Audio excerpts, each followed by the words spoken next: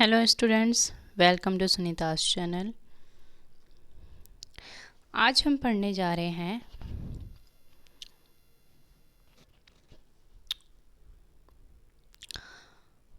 Class 6 का बसंत chapter number 2। तो इससे पहले हमने जो एक फर्स्ट चैप्टर में हमने पढ़ा था वे एक पद्य का हिस्सा था। जो हमने कविताएं पढ़ी थी वह छोटी सी जो चिड़िया के बारे में, वह चिड़िया जो चैप्टर का नाम था। तो अब वो थी एक पद्य था वो। ये जो ये एक प्रकार का संस्मरण है। ये जो लेखिका है वे अपने बचपन के बारे में बता रही है, तो उसे कहते हैं संस्मरण। और ये किस शैली के अंतर्गत आता है? ये गद्य शैली के अंतर्गत आता है। तो जो इसकी लेखिका है वे कृष्णा सोबती इसकी लेखिका हैं। तो वे अब अपने बचपन की वे बात याद कर रही होती है। उसी में अपने जीवन के बारे में उन्होंने एक संस्मरण लिखा है। तो वही संस्मरण है वे यहाँ हमारी इस चैप्टर के अंतर्गत दे रखा है। तो आज हम इसे ही पढ़ेंगे। बचपन। जो लेखिका हैं वे अपने बचपन के दिनों को याद करती हैं और उसके बारे में बहुत सी चीज़ें बताती हैं। देखिए, जिसे हम आगे इसी क्रम में बढ़ते चले जाएंगे और जानते जाएंगे। मैं तुम्हें अपने बचपन की ओर ले जाऊंगी। मैं तुमसे कुछ इतनी बड़ी हूँ कि तुम्हारी दादी भी हो सकती हूँ, तुम्हारी नानी भी, बड़ी बुआ भी, बड़ी मौसी भी। परिवार में मुझे सभी लोग जीजी कहकर ही पुकारते हैं।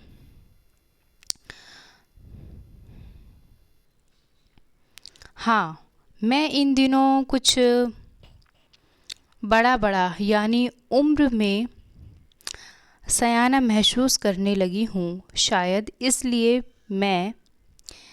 इसलिए कि पिछली शताब्दी में पैदा हुई थी। मेरे पहनने ओढ़ने में भी काफ़ी बदलाव आए हैं। पहले मैं रंग बिरंगे कपड़े पहनती रहती हूँ। नीला, जामुनी, ग्रे, काला, चॉकलेटी। अब मन कुछ ऐसा करता है कि सफ़ेद पहनो। गहरे नहीं, हल्के रंग। मैंने पिछले दशकों में तरह तरह की पोशाकें पहनी हैं। पहले फ्रॉक, फिर निकर, वॉकर, स्कर्ट, लहंगा, गरारे और अब चूड़ीदार और घेरदार कुर्ते। तो देखिए, लेखिका क्या है, वे बता रही है कि शुरू में हमने यहाँ पे देखा, लेखिका अपने बारे में बताते हुए कहती है कि जो मैं आपसे उम्र में बहुत बड़ी हो सकती हूँ, बड़ी हूँ और उस नाते मैं आपकी दादी भी लग सकती हूँ, आपकी नानी भी लग सकती हूँ, आपकी बड़ी बुआ या बड़ी मौसी, ये सब लग सकती हूँ। और वैसे तो परिवार में मुझे सब जीजी कहकर पुकारते हैं। हाँ, ये कुछ दिनों समय के साथ साथ बड़ी होती गई हैं और शुरू में इन्हें जब ये नव युवती थीं तो ये चटकीले रंग पहनना ओढ़ना पसंद करती थी। विभिन्न प्रकार के रंग बिरंगे कपड़े जैसे कि नीले, जामुनी, ग्रे, काले, चॉकलेटी। लेकिन अब समय के साथ साथ इनका मन भी परिवर्तित हो रहा है। तो अब इनका जो मन करता है वे थोड़ा सफ़ेद और थोड़ा कम गहरे रंग के कपड़े पहनना पसंद करने लग गई हैं समय के अनुसार। मैंने पिछले दशकों में अर्थात लेखिका ने पिछले दशकों के अंतर्गत बहुत सारे इन्होंने अपने कपड़े बदले, मतलब समय अनुसार उन्होंने अपने जो पहनावे का तरीका है उसे कई बार बदला। जैसा कि शुरू में फ़्रॉक पहनती थी, फिर निकर वॉकर पहनने लगी, फिर शॉर्ट्स पहनने लगी, लहंगे पहनने लगी, गरारे और चूड़ीदार घेरदार कुर्ते। बचपन के कुछ फ़्रॉक तो मुझे अभी तक याद हैं। हालांकि नीली और पीली धारी वाला फ़्रॉक, गोल कॉलर और बाजू पर भी गोल कफ, एक हल्के गुलाबी रंग का बारीक चुन्नटों वाला घेरदार फ़्रॉक, नीचे गुलाबी रंग की फ्रिल। उन दिनों फ़्रॉक के ऊपर की जेब में रुमाल और बालों में इतराते रंग बिरंगे रिबन का चलन था।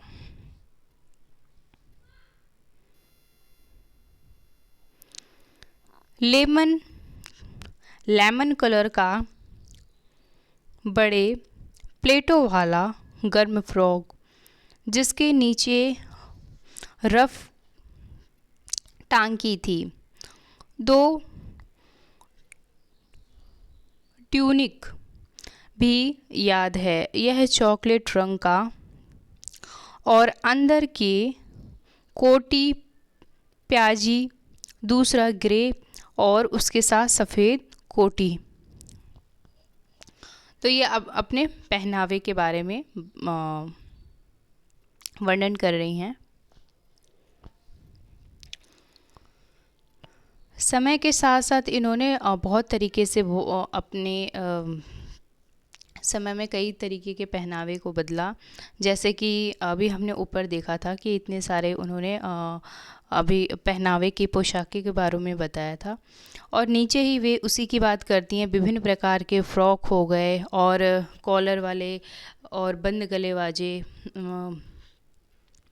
और जो बाजू पे कफ वाली जो बाजुआँ होती हैं फ़्रॉक के अंतर्गत, और साथ ही साथ चुन्नटे वाली घेरदार फ़्रॉक, और जिसमें काफ़ी कलर के रिफ़िल लगे होते थे। इसी प्रकार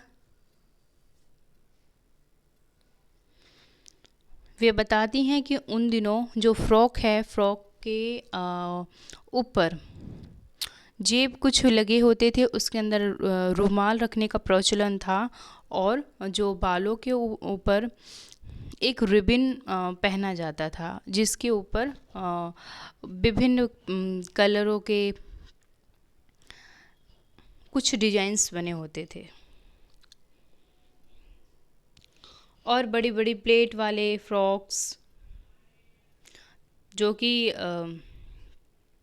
जो रफ़ टांके वाली थी, और साथ ही साथ कुछ चॉकलेटी रंग के उसमें कुछ और भी कलर मिक्स किए जाते थे। कुछ अंदर में जैसे चॉकलेटी रंग होता था, और उसके ऊपर से कोटी भी होती थी अंदर से पहनने के लिए, वो प्याजा कलर की थी,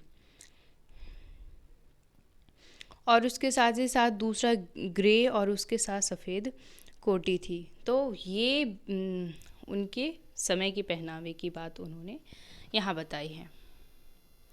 आगे, मुझे अपने ज़माने और स्टॉकिंग भी याद है। बचपन में हमें अपने मोजे खुद धोने पड़ते थे, वह नौकर या नौकरानी को नहीं दिए जा सकते, इसकी सख्त मनाही थी। हम बच्चे इतवार की सुबह इसी में लगते, धो लेने के बाद अपने अपने जूते पॉलिश करके चमकाते। जब जूते, कपड़े या ब्रश से रगड़ते तो पॉलिश की चमक उभरने लगती।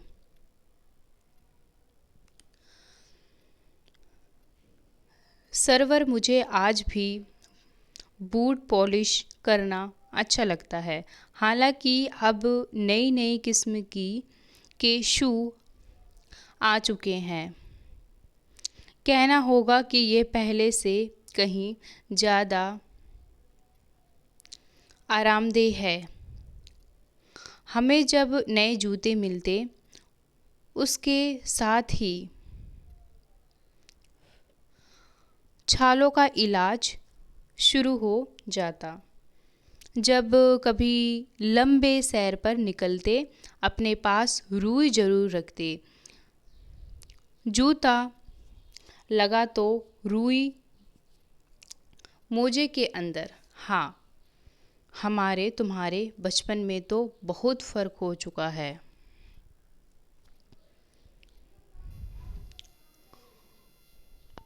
तो देखिए, अब जब ये स्कूल अपनी बचपन में जब ये स्कूल पढ़ती थी तो वही उन दिनों की बात बताती हैं। वो कहती हैं कि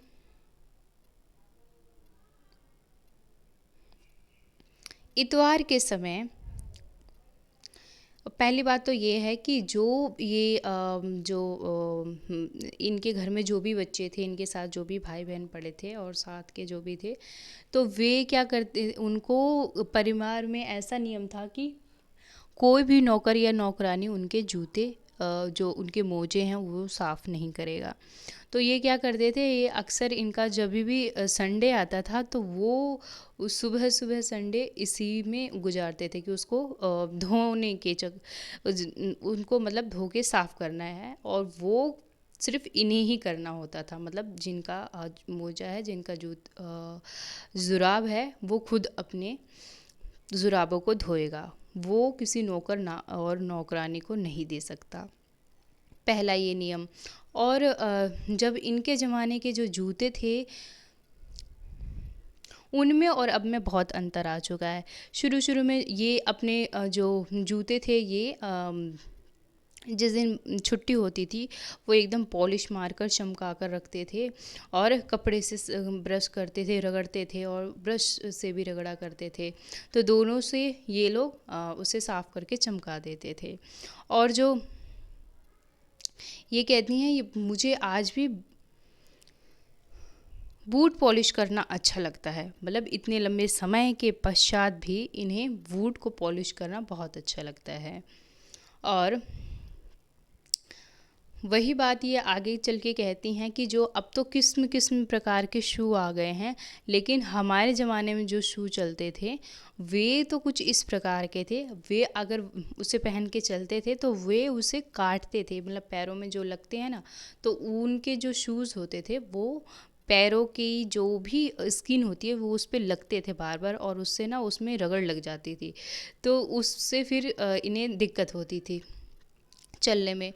तो उसके लिए वे क्या करते थे, उसकी सुरक्षा के लिए वो अपने पास रुई ज़रूर लेके जाते थे।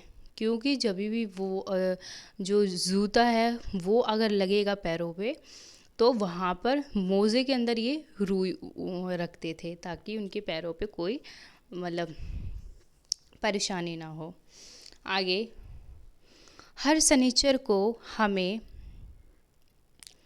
ऑलिव ऑयल या कैस्टर ऑयल पीना पड़ता। यह एक मुश्किल काम था। शनिचर की सुबह से ही नाक में इसकी गंध आने लगती और छोटे शीशे की गिलास जिस पर ठीक खुराक के लिए निशान पड़े रहते, उन्हें देखते ही मितली होने लगती।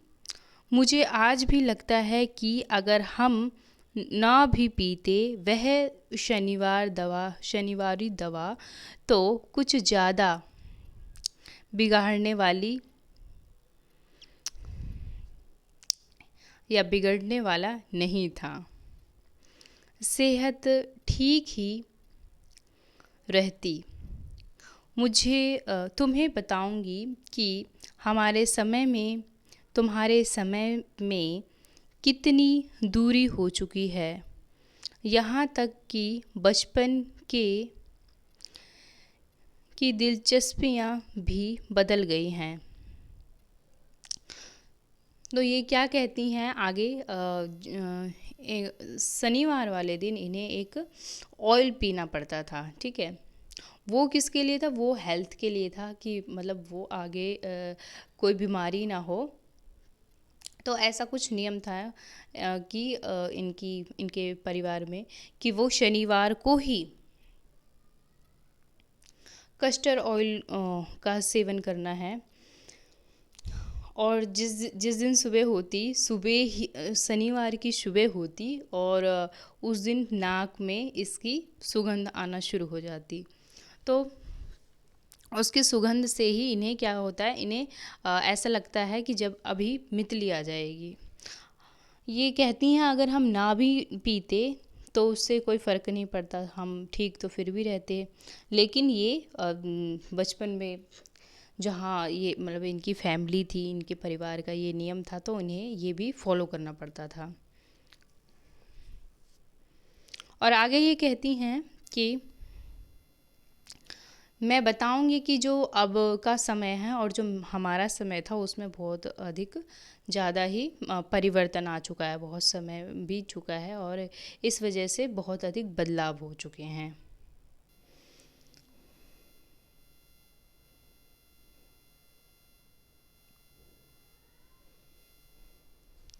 आगे याद रहे उन दिनों कुछ घरों में ग्रामोफोन थे, रेडियो टेलीविज़न नहीं थे। हमारे बचपन की कुल्फ़ी आइसक्रीम हो गई है, कचौड़ी समोसे पेटीज में बदल गए हैं। शहतूत और फल से और खसखस के शरबत कोक पेप्सी में। उन दिनों केक नहीं, लेमनेड बिमटो मिलती थी। शिमला और नई दिल्ली में बड़े हुए बच्चों को वेंगर्स और डीवी को रेस्तरांत की चॉकलेट और पेस्ट्री मज़ा देने वाली होती। हम भाई बहनों की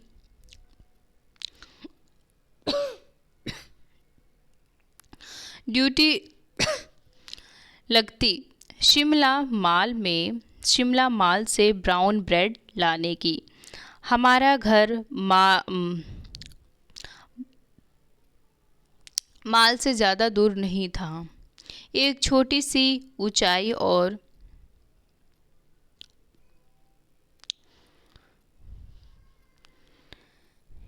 गिरजा मैदान पहुंच जाते। वहाँ से एक उतरते और माल पर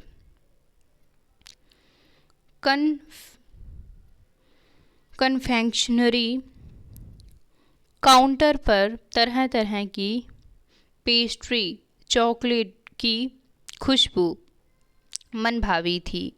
हमें हफ्ते में एक बार चॉकलेट खरीदने की छूट थी।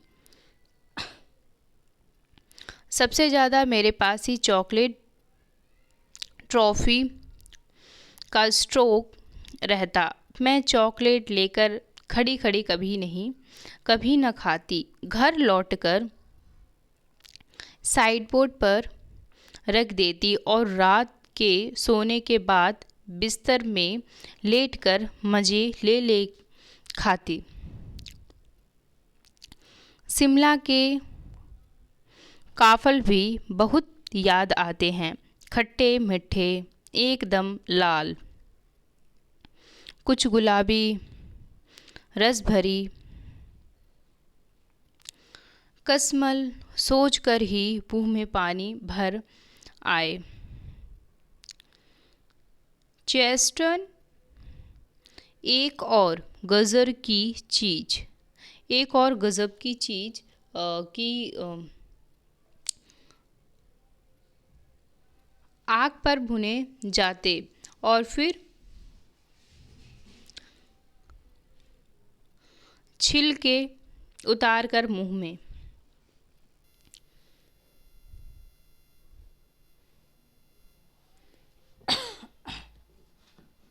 देखिए लेखिका क्या बता रही हैं।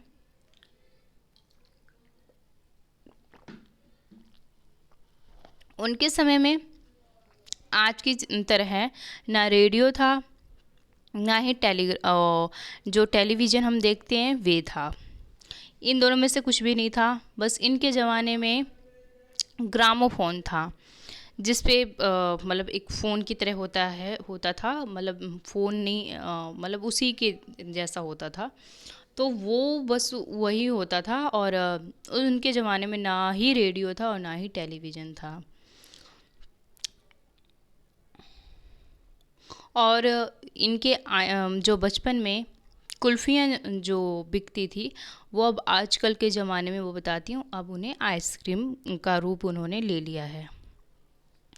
और जो कचौड़ी और समोसे ये अपने समय में खाया करती थी, उसका जो रूप ले लिया है किसने? पेस्ट्री ने उसका एक प्रकार से रूप ले लिया है।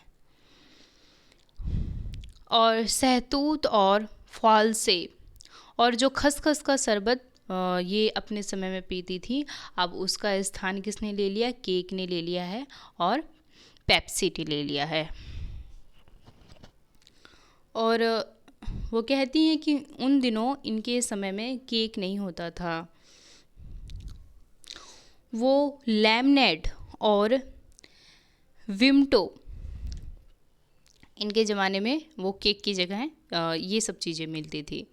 और साथ ही साथ शिमला और नई दिल्ली के जो बच्चे हैं, उनमें रहन सहन में बहुत अधिक मतलब रहन सहन में बहुत अधिक बदलाव था।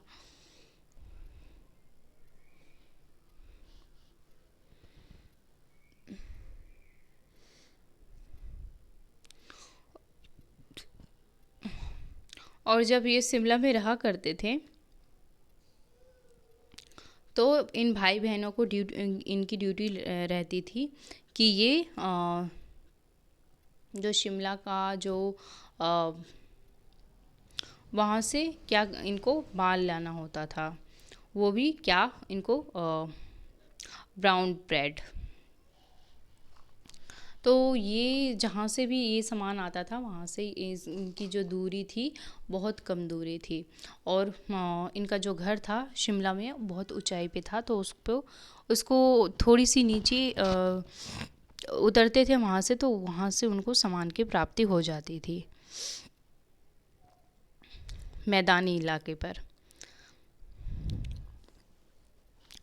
और इन्हें मतलब समय समय पर इन्हें चॉकलेट जो है, चॉकलेट ख़रीदने की छूट थी हफ्ते में एक बार। जो जैसे रूल्स होते हैं ना कई फैमिली के अलग अलग, तो वो वही कहती हैं कि हमें हफ्ते में एक बार चॉकलेट ख़रीदने की छूट थी। तो वो भी ये इन्हें जब ये चॉकलेट ख़रीदती थी तो क्या करती थी, वो वहीं पर नहीं खाती थी। इसके कारण इनके पास चॉकलेट और जो ट्रॉफ़ी है इसका स्टॉक लग जाता था। मतलब अब ये उनको जब खाती नहीं थी तो लाके घर पे ऐसे ही साइड बोर्ड पे रख देती थी, तो वो एक इकट्ठी होती चली जाती थी। और इसको वो कब खाती थी? रात को सोते वक्त अकेले में मज़े लेके।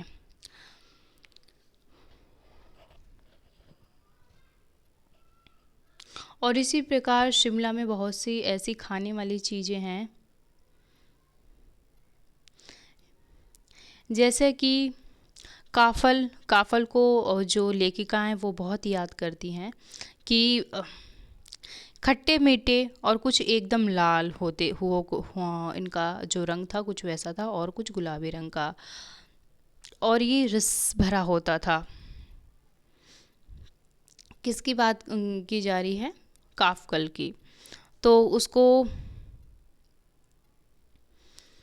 उसका ऐसा रंग और स्वरूप था। और आगे एक कसमल एक और एक नई चीज़ है खाने की।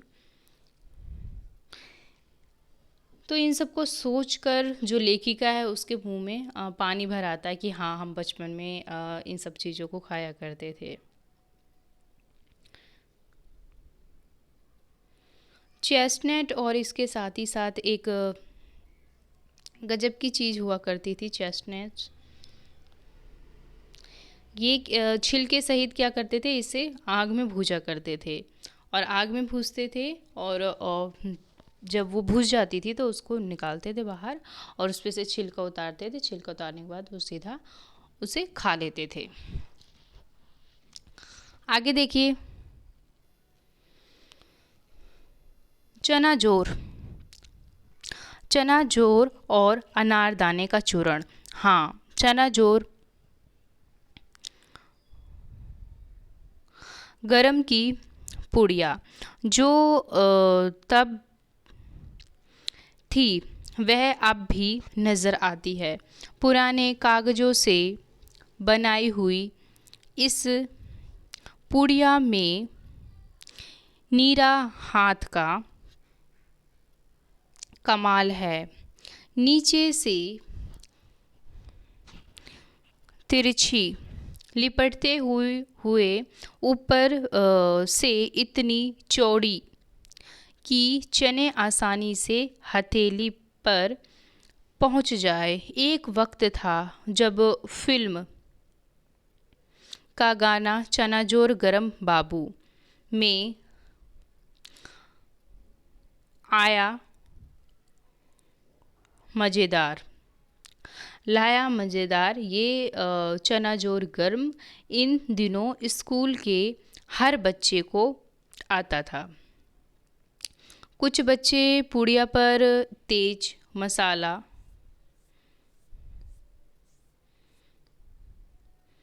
बुकवाते थे। पूरा गिरजा मैदान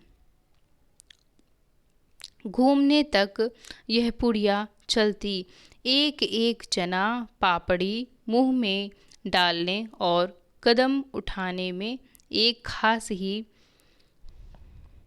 लय रफ्तार थी। छुटपन में हमने शिमला रिज पर बहुत मज़े किए हैं। घोड़ों की सवारी की है। शिमला के हर बच्चे को भी कभी न कभी यह मौका मिल ही जाता था। तो आगे लेखिका कहती हैं कि ये सब चीज़ें तो हमें मतलब आज तक याद है, जो अभी ऊपर खाने की बात करी। और आगे चलकर ये कहती हैं कि जो चना जोर है और अनार के दाने हैं, इनका जो चूर्ण था, अनार के दाने का चूर्ण और चना जोर एक अलग उसका कोई चूर्ण नहीं होता। हालांकि इस अनार का जो चूर्ण की बात कर रही हैं, अनारदाने का, इनका चूर्ण बहुत अच्छा था और इन्हें आज तक याद है। और जो चने जोर थे वे उस ज़माने में भी थे और जो अभी है, अभी के ज़माने में भी चना जोर है। ये जो बनता था, इसे एक तरीके से दिया कैसे जाता था वो ये बताती हैं कि जो कागज़ को कुछ इस प्रकार तिरछा लपेट कर तैयार किया जाता था, जो कि नीचे से तो नोकीला होता था लेकिन ऊपर आते आते हुए चौड़ा हो जाता था और उसमें आसानी से हाथ पहुंच सकता था। उस समय एक फिल्म आई थी और उसमें ये गाना था, चना जोर गरम बाबू मैं लाया मज़ेदार। तो ये जो उस समय में गाना था वो बहुत अधिक विख्यात था, और स्कूल में जो भी इनके साथ जो भी फ्रेंड्स थे उन सभी को ये जो गाना था उनको मुँह जुबानी याद था। हर बच्चे के मुख पर ये गाना सुनने को मिलता था।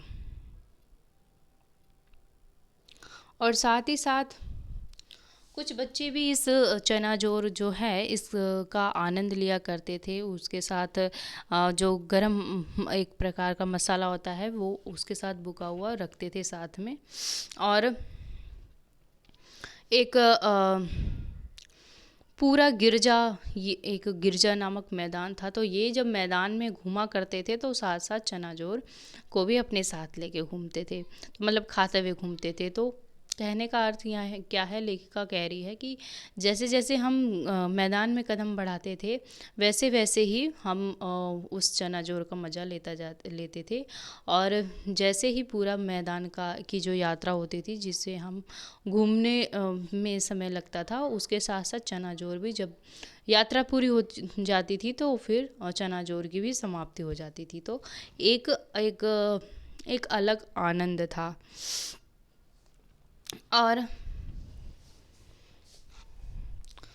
छोटे में इन्होंने कहा कि जो शिमला है, शिमला का जो रीज है वहाँ पर बहुत ही मज़े आते थे, और साथ ही साथ वहाँ पर घोड़े की सवारी भी इन्होंने शिमला में बचपन में की थी।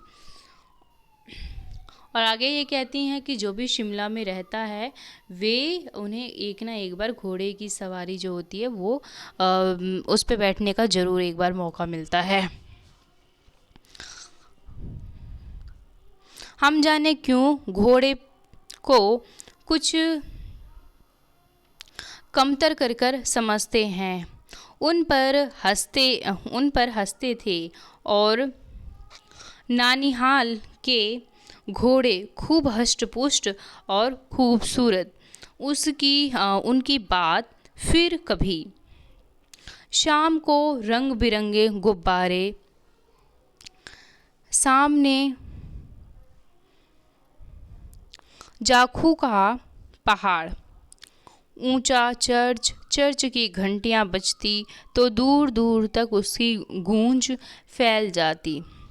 लगता उसके संगीत से प्रभु यीशु स्वयं कुछ कह रहे हैं। सामने आकाश पर सूर्यास्त हो रहा है,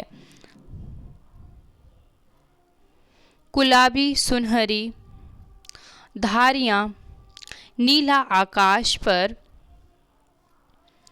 फैल रही है। दूर दूर फैले पहाड़ियों के मुखड़े गहराने लगे, और देखते देखते बत्तियां टिमटिमाने लगी। रीछ पर की रौनक और माल की दुकानों की चमक के भी क्या कहने।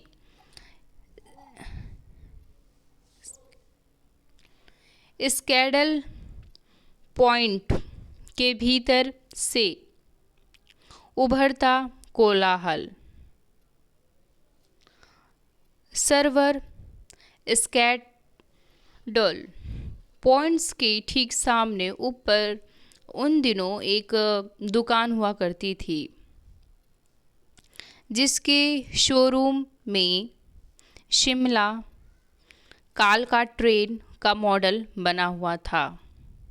इसकी पटरियां, उन पर खड़ी छोटी छोटी डिब्बों वाली ट्रेन, एक और लालटीन के छत्र वाला स्टेशन, और सामने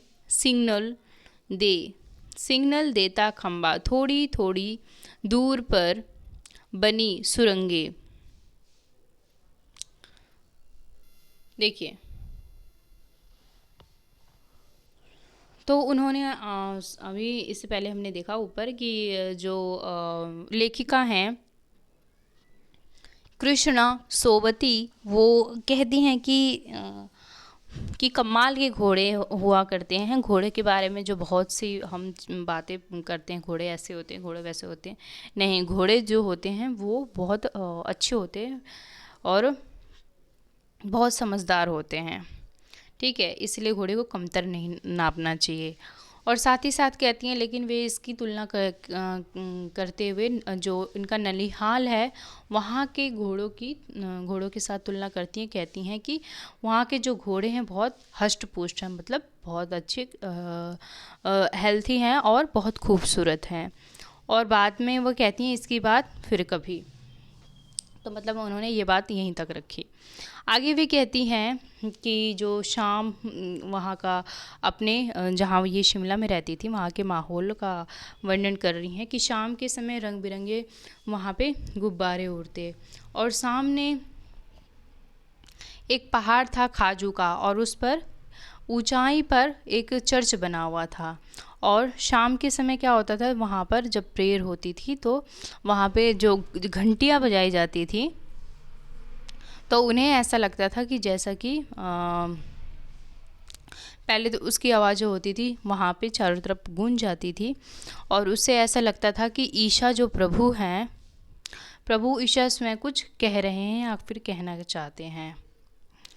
और सामने सूर्यास्त हो रहा है। तो ये एक प्राकृतिक वर्णन उन्होंने क्या किया है। आगे कहती हैं कि गुलाबी सुनहरी धारियाँ और मतलब आकाश जो है उसका वर्णन कर रही हैं। उसमें गुलाबी गुलाबी धारियाँ हैं नीले से आकाश में और फैली हुई हैं गुलाबी धारियाँ नीले आकाश में, और साथ ही साथ दूर दूर तक पहाड़ियों तक ये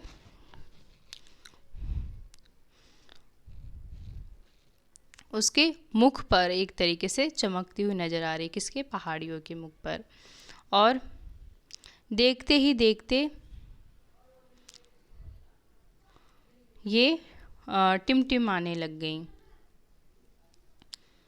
और साथ ही साथ रीछ की रौनक और माल की दुकानों की चमक के भी क्या कहना। तो मतलब रीछ की जो दुकान थी और साथ ही साथ रोमक की जो दुकान थी ये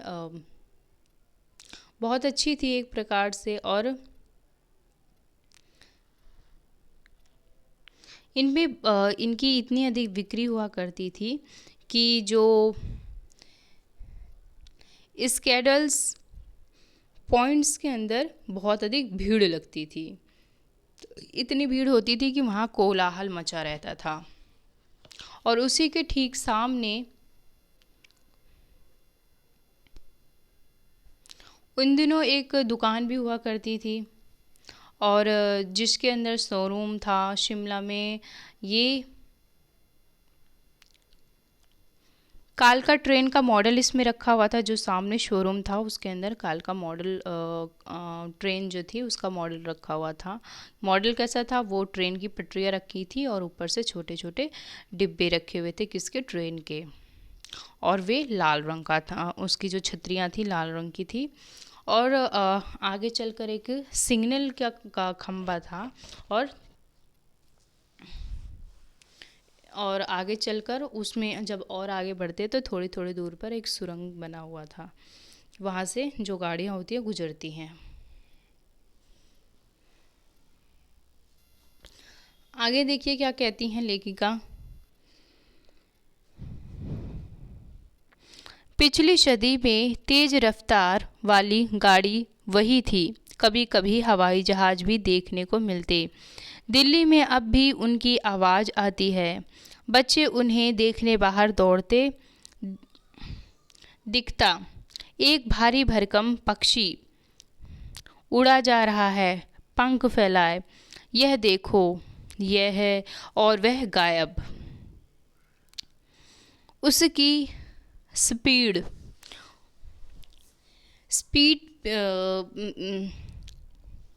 ही इतनी तेज लगती। हाँ, गाड़ी के मॉडल वाली दुकान के साथ एक और ऐसी दुकान थी जो मुझे कभी नहीं भूलती। यह वह दुकान थी जहाँ मेरा पहला चश्मा बना था। वहाँ आँखों के डॉक्टर अंग्रेज़ थे। शुरू शुरू में चश्मा लगाना बड़ा अटपटा लगता। छोटे बड़े मेरे चेहरे को ही देखते और कहते, आँख में कुछ तकलीफ़ है? इस उम्र में ऐनक? दूध पिया करो। मैं डॉक्टर साहब का कहा दोहरा देती। कुछ देर पहनोगी तो ऐनक उतर जाएगी। वैसे डॉक्टर साहब ने पूरा आश्वासन दिया था, लेकिन चश्मा तो अब तक नहीं उतरा। नंबर बस कम ही होता रहा। मैं अपने आप इसकी जिम्मेवार हूँ। जब आप दिन की रोशनी को छोड़कर रात में टेबल लैंप के सामने काम करेंगी तो इसके अलावा और क्या होगा? हाँ, जब पहली बार मैंने चश्मा लगाया तो मेरे एक चचेरे भाई ने मुझे छेड़ा, देखो देखो कैसी लग रही है।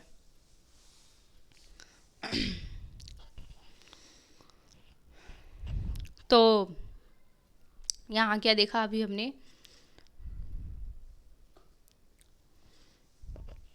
वहाँ वो दुकान, इससे पहले हमने देखा कि जो दुकान थी वहाँ पे मॉडल रखे हुए थे गाड़ियों के। तो वो आगे बताती हैं कि ये जो मॉडल रखा हुआ था गाड़ी का, कालका ट्रेन का मॉडल था और उस ज़माने में सबसे तेज़ ट्रेन यही चलती थी। और आपके ज़माने में जो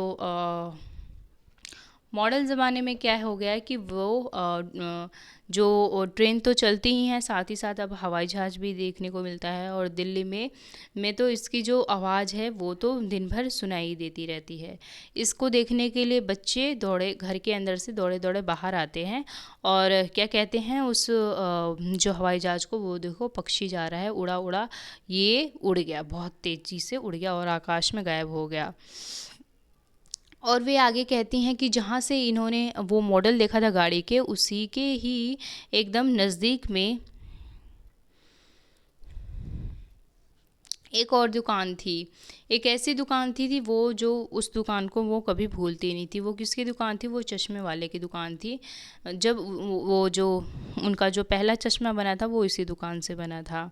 तो जब उनका पहला चश्मा बना तो सब लोगों ने उनसे विभिन्न प्रकार की बातें कही। कोई कहता तुम दूध पिया करो, कोई कहता कि तुम मतलब कुछ और बेहतर करो कि जिससे आपकी आंखें पहले की तरह सही हो जाए। तो ये क्या करती, अपनी डॉक्टर की ही बातें दोहरा दिया करती थी कि हाँ, कि मैं कुछ समय तक अभी पहनूंगी तो चश्मा, फिर बाद में आगे चल के उतर जाएगा। तो ये सब बातें वो अपनी संस्मरण में बता रही हैं। और आगे ये क्या कहते हैं कि जो चश्मा अब तक नहीं उतरा मेरा, लेकिन इसके लिए मैं खुद ही जिम्मेवार हूँ, क्योंकि मैं रात रात भर जो लालटेन है या फिर जो अंधेरे की रोशनी में जो बत्तियाँ होती हैं उसे जलाकर ये अपना काम किया करती थी। तो वो खुद वो कहती हैं कि मैं इसके लिए खुद जिम्मेदार हूँ। ये चश्मा आज तक नहीं उतरा, हालांकि जो चश्मे का नंबर है वे कम हुआ है। तो जब इन्होंने शुरू में चश्मा लगाया तो इनका एक चचेरा भाई था, उन्होंने इन्हें जब चश्मा लगाया हुआ देखा तो इनको बहुत चिढ़ाया।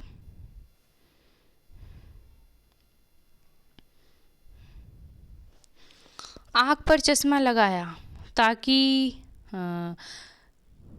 सूझे दूर की, यह नहीं लड़की को मालूम, सूरत बनी लंगूर की। मैं खीजी कि मुझ पर यह क्यों दोहराया जा रहा है, पर शेर बुरा न लगा। जब वह चाय पीकर चले गए तो मैं अपने कमरे में जाकर आईने के सामने खड़ी हो गई और कई बार अपने को देखा। ऐनक उतारी, फिर पहनी, फिर उतारी। देखती रही, देखती रही, सूरत बनी लंगूर की, नहीं नहीं नहीं, हाँ हाँ हाँ।